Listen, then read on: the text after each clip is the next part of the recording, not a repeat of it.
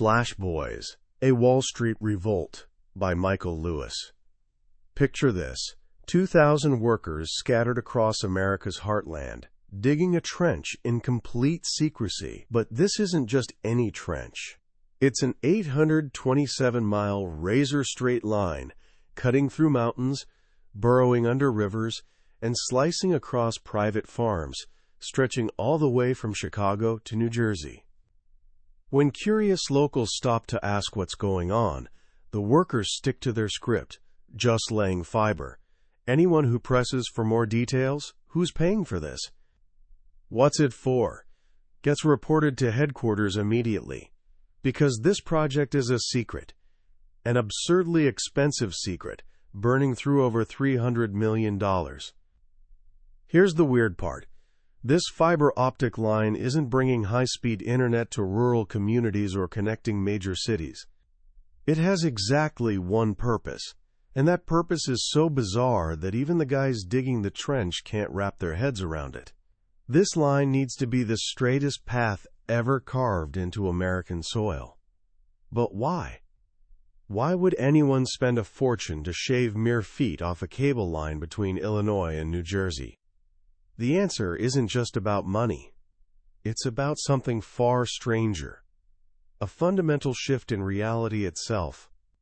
We're talking about a world where a few milliseconds, literally less time than it takes you to blink, can be worth billions of dollars. This story, which honestly sounds like it belongs in a spy thriller, is the real opening scene of one of the most explosive financial books ever written. Flash Boys, A Wall Street Revolt by master storyteller Michael Lewis. You might know him from The Big Short or Moneyball. The guy has this ridiculous talent for taking mind-numbingly complex topics and transforming them into edge-of-your-seat human dramas. With Flash Boys, he did it again, selling millions of copies and igniting a debate so fierce it reached the floor of the U.S. Senate. Today, we're diving into the hidden world he exposed, a world you've probably heard about but never really seen. We're going to discover how the stock market, the beating heart of our economy, became rigged. But more importantly, we're going to meet a small band of unlikely heroes who stumbled onto this secret and decided they couldn't just walk away. By the time we're done, you won't just understand the invisible game being played with everyone's money. You'll also see what it truly takes to challenge a broken system, and you might just discover a spark of that same courage inside yourself. This isn't just a story about numbers and algorithms. It's a story about right and wrong, and choosing the hard path when the easy one is right there waiting. Our story really kicks off not in some Pennsylvania trench, but in a gleaming Manhattan office tower with a guy named Brad Katsuyama. Brad wasn't your typical Wall Street hotshot. For starters, he was Canadian, which on Wall Street is basically like being from another dimension. He worked for the Royal Bank of Canada, or RBC, a solid, dependable bank that the New York crowd barely noticed. People described Brad as RBC nice. He was calm, thoughtful, and actually believed in playing fair. More high school team captain than ruthless trader. And he was really good at his job. By the late 2000s, he was running a major trading desk, executing massive orders for some of the world's biggest investors. His entire career was built on a simple trust. The system he worked in was fundamentally fair. When his screen showed 10,000 shares of Intel for sale at $22, he believed he could actually buy them for $22. Then, one day in 2007, the numbers started lying to him. Brad would spot an offer, click the buy button, and in that microscopic fraction of a second while his order traveled through the wires, the offer would just vanish. Poof, gone. The price would jump higher, and he'd either miss the trade entirely or end up paying more. At first, he figured it was some kind of technical glitch. Maybe his computers were acting up. So he called tech support. They did what tech support always does. Told him it was user error. Basically, they implied he didn't know how to use his own keyboard. But Brad knew better. This was happening way too often, with too much consistency. So he started running little experiments. He'd gather his tech team around his desk. "Watch this," he'd say, pointing at his screen. "There are 100,000 shares for sale at $48. I'm going to count to 5, then hit buy." He'd count slowly. 1, 2, 3, 4. Nothing would happen. The offers just sat there, peaceful and available on his screen. Then he'd say 5 and press the button. Instantly, chaos erupted. The offers evaporated. The price jumped. It was like the market somehow knew what he was about to do before he did it. He turned to his bewildered tech guys. "You see," he said, "I'm the event. I am the news." This was Brad's problem, with a capital P. The world displayed on his screen was an illusion. And this illusion was draining tens of millions of dollars from his bank and its clients. He was a trader who couldn't trade anymore. A man who'd trusted the system his entire career, now realizing the system might be fundamentally rigged. He had no clue how. He just knew something was deeply, profoundly broken. Wall Street was transforming faster than anyone, even insiders, could grasp. That old image of the stock market, with guys in colorful jackets shouting in a trading pit? Dead and buried. Since around 2007, the market had relocated. It no longer lived on Wall Street at all. It lived inside black boxes, tucked away in heavily guarded data centers across New Jersey. And inside those black boxes, a new kind of warfare was raging. A war measured in microseconds, millionths of a second. Welcome to the age of high-frequency trading, or HFT. Think of it this way. High-frequency traders are firms using incredibly powerful computers and lightning-fast connections to execute millions of trades daily. They're not investing in companies they believe in. They're exploiting tiny, fleeting price differences, holding stocks for literal fractions of a second. Their entire business model rests on one single factor: speed. If they're faster than everyone else, even by a nanosecond, they win. If they're second, they lose. Brad didn't know much about HFT initially. He'd never even heard of the biggest firms, like Getco, which at that time was responsible for 10% of all U.S. stock market trading. How could a firm be that massive? And he, a head trader on Wall Street, had never heard of it. He started asking around, but nobody had real answers. The salespeople hawking trading technology were just that. Salespeople. They didn't actually understand how it worked. And the programmers who built it, the guys they called the Golden Goose, were hidden away. On the rare occasions when Brad managed to talk to them, they treated him like an idiot. Brad's frustration mounted. The problem was getting worse, and it wasn't just affecting him. He visited a friend at the legendary hedge fund SAC Capital and watched him trade using the most sophisticated technology Goldman Sachs and Morgan Stanley offered. He saw the exact same thing happening. His friend would click to buy, and the market would jump away from him. That's when the light bulb exploded in Brad's head. This wasn't just his problem. It was the market's problem. He realized with a genuine chill, the markets are rigged.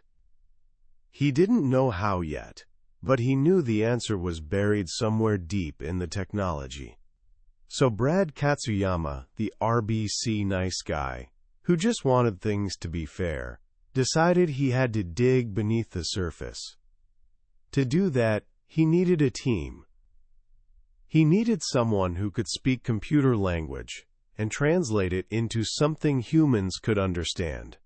He found that person in a fellow Canadian named Rob Park.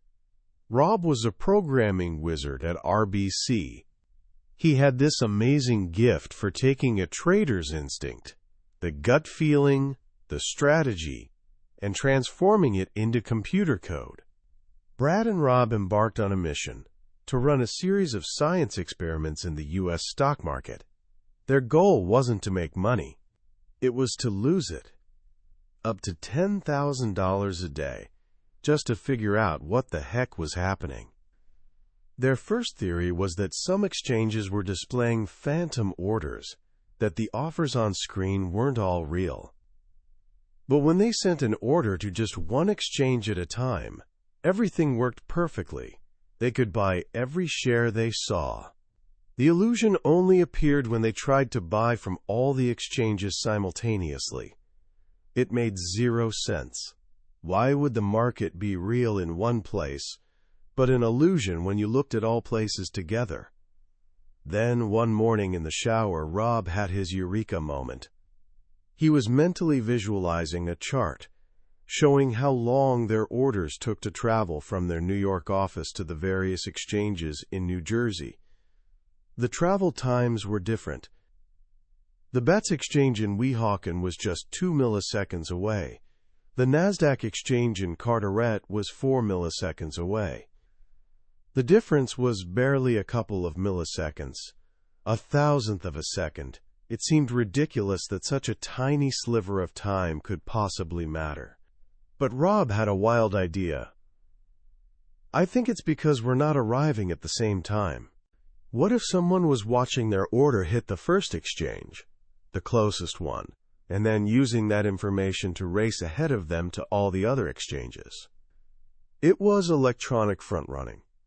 Imagine you want to buy 10,000 shares of Apple. Those shares are spread across 10 different exchanges. Your order goes out like a wave. But because the exchanges sit in different physical locations, your wave hits the closest exchange first. A high-frequency trader has positioned their computer right next to that first exchange. It spots your order for just 1,000 shares arriving. Instantly, it knows a big buyer has entered the market. Its algorithm immediately fires off orders at light speed, buying up all the Apple shares on the other 9 exchanges. By the time the rest of your order arrives at those other exchanges, just a few milliseconds later, the shares have vanished. And the high-frequency trader is standing there, ready to sell them back to you at a slightly higher price. They're scalping you for pennies on every share.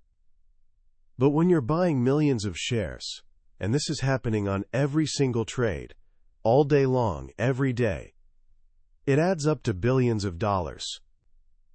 To test this theory, Rob and his team did something completely backwards. In a world obsessed with speed, they decided to slow down. They wrote a program that would deliberately delay their orders to the closer exchanges, so all their orders would arrive at all 13 exchanges at the exact same moment. They gathered around the screen. The programmer, Alan Zhang, wasn't legally allowed to trade, so Rob hit the button.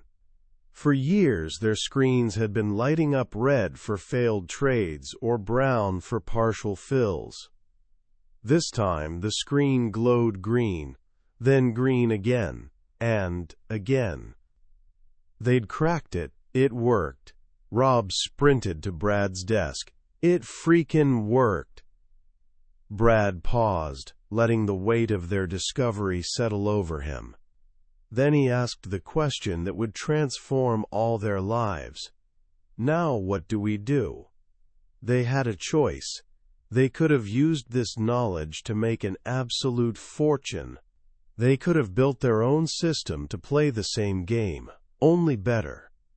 But that wasn't who Brad was.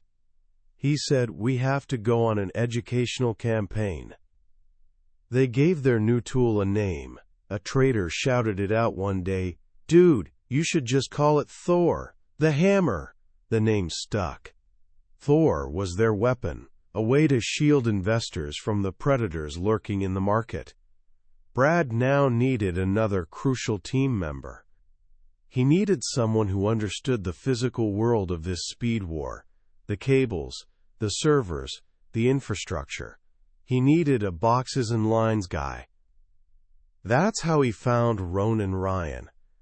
Ronan was everything Brad wasn't, an Irish immigrant from Dublin, scrappy, hilarious, and brutally direct. He'd spent years in telecom, selling high-speed connections to Wall Street firms. He didn't know a bid from an offer, but he knew exactly how information traveled through wires and fiber. He was the guy high-frequency traders called when they needed to shave a few microseconds off their connection time. Ronan had witnessed the secret world of HFT from the inside.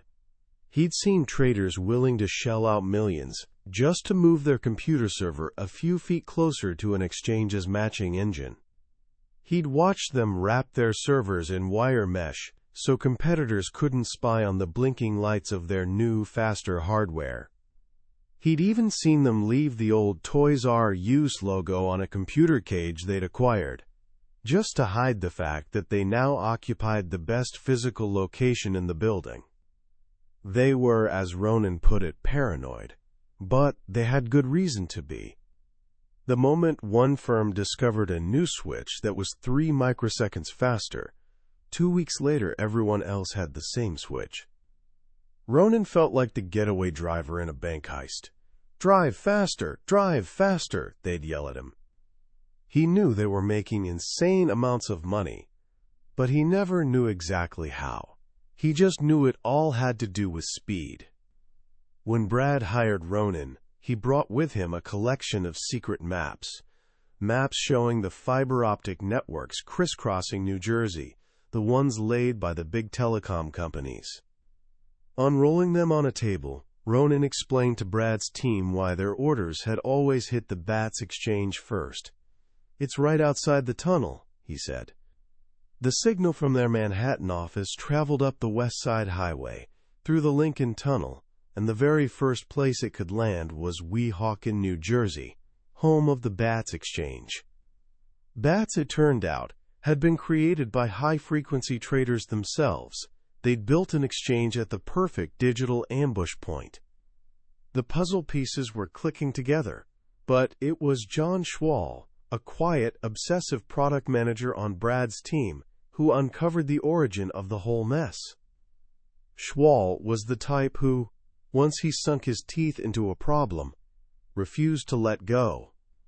He disappeared for several days and buried himself in research, tracing the history of Wall Street regulations. He discovered that the chaos was born from a well-meaning rule passed in 2005 called Regulation NMS.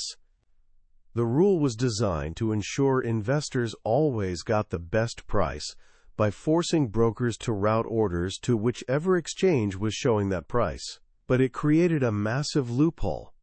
The official price feed most people saw, called the SIP, was slow. High-frequency traders could pay for private, direct feeds from the exchanges that were much, much faster. This created two versions of the market, a slow one for regular folks and a fast one for a tiny group of insiders.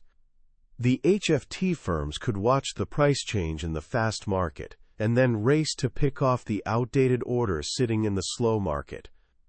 It was basically a license to print money, sanctioned by the government's own rules. And the rabbit hole went even deeper. The team discovered dozens of dark pools, private stock exchanges run by big Wall Street banks like Goldman Sachs and Credit Suisse. They were called dark because what happened inside them was hidden from public view. The banks told their biggest clients, pension funds, mutual funds, that dark pools were safe havens to trade large blocks of stock without alerting the broader market. But it was a lie. Through more detective work, Schwall uncovered that the banks were secretly selling access to their dark pools to the very same high-frequency traders they claimed to be protecting investors from.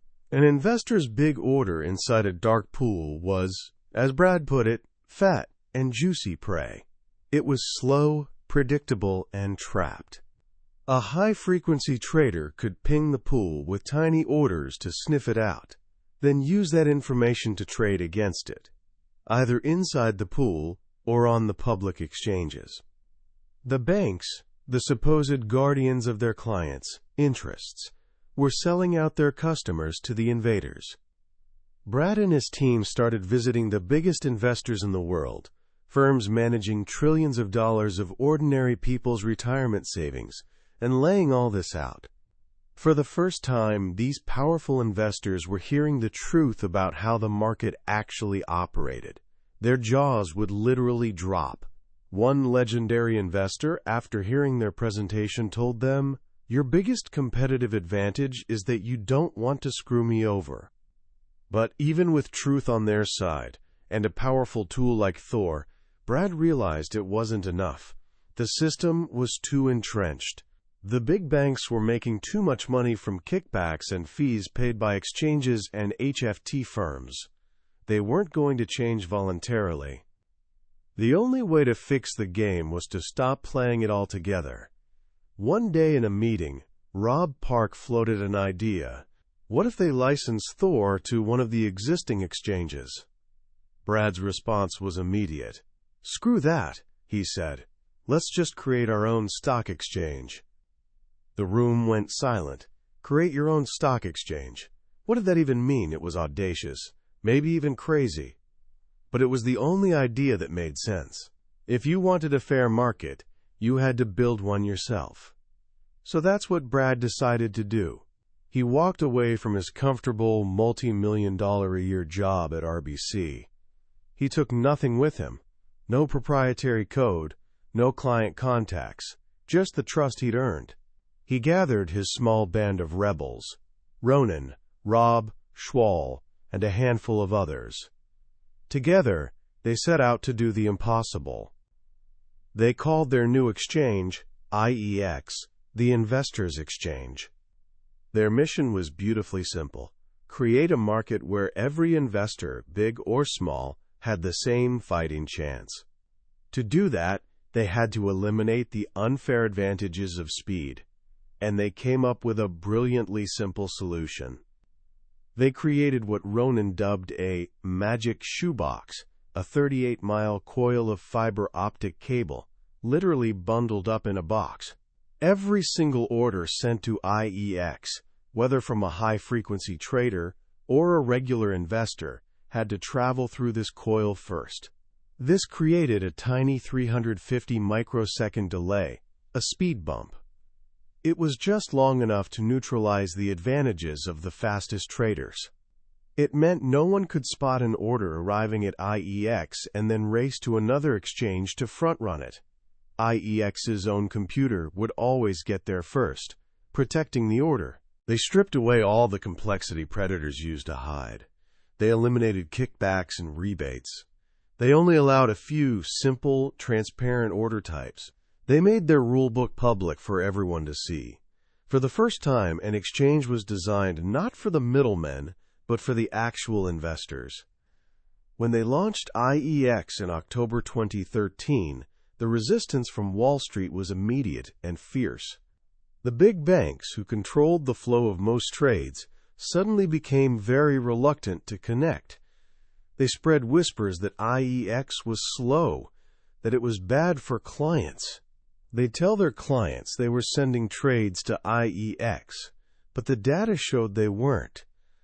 But Brad and his team had a powerful ally, the truth, and they had earned the trust of the world's biggest investors, who were now watching closely. The turning point came on a cold December afternoon in 2013. For 51 minutes, Goldman Sachs, the most powerful firm on Wall Street, flipped a switch.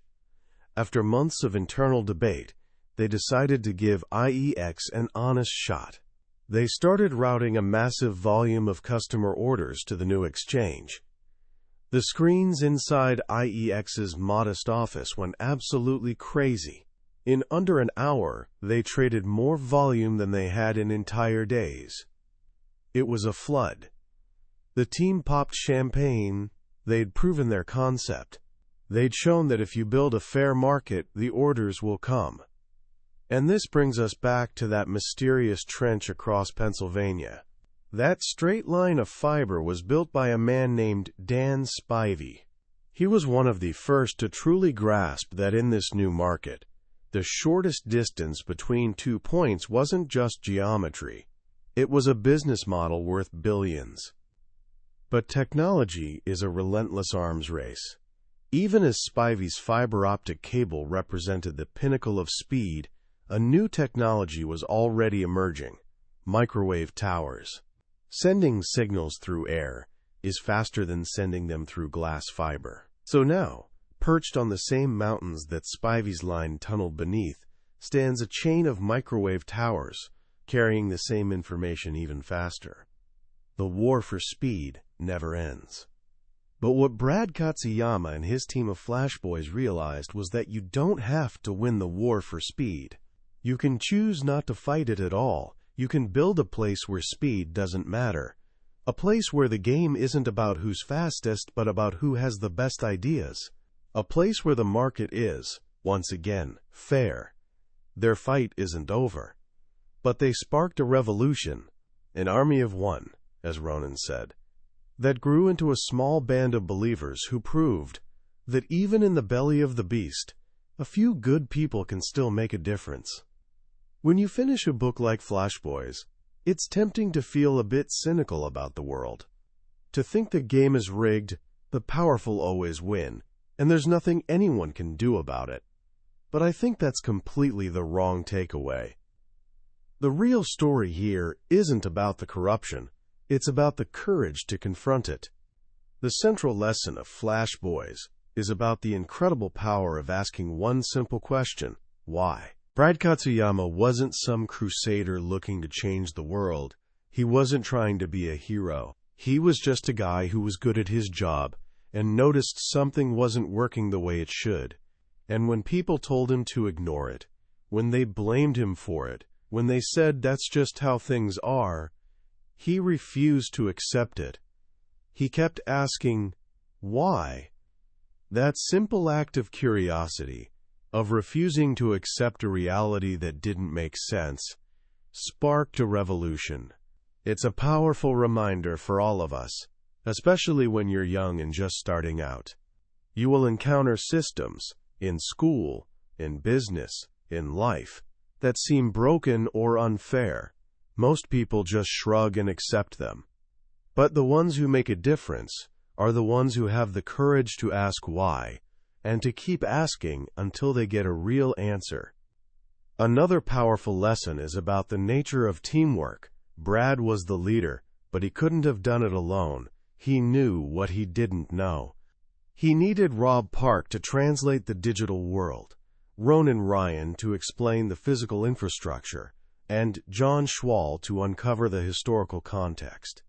They were a team of specialists, united not by a desire to get rich, but by a shared belief in fairness and a commitment to solving a puzzle no one else could crack. It's a beautiful model for approaching any big challenge. Find people who are smarter than you in different ways, and unite around a mission bigger than any individual. So how can you apply these lessons in your own life, starting today? First, cultivate your curiosity. The next time you encounter something that feels wrong or doesn't add up, don't dismiss that feeling. Lean into it. Do what Brad did. Run a small experiment. Do what Schwall did. Dig into the history. Ask questions. The world is full of hidden rules and broken systems, and the only way to navigate them, or fix them, is to first understand them. Second, think about incentives. This thread runs through all of Michael Lewis's work. The market became rigged not because everyone on Wall Street was evil, but because the incentives, the kickbacks from exchanges, the profits from dark pools, the bonuses tied to short-term gains, all pointed in the wrong direction.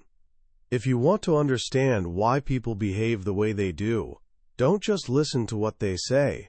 Look at what they're paid to do. Understanding incentives is like having a superpower for reading the world. And finally, don't be afraid to choose a different game. The high-frequency traders were obsessed with winning the speed race. Brad and his team realized that was a game they could never win, and more importantly, a game not worth winning in the first place. So they created a new one, the game of fairness. Sometimes the most powerful move you can make is refusing to play by the established rules and creating your own instead.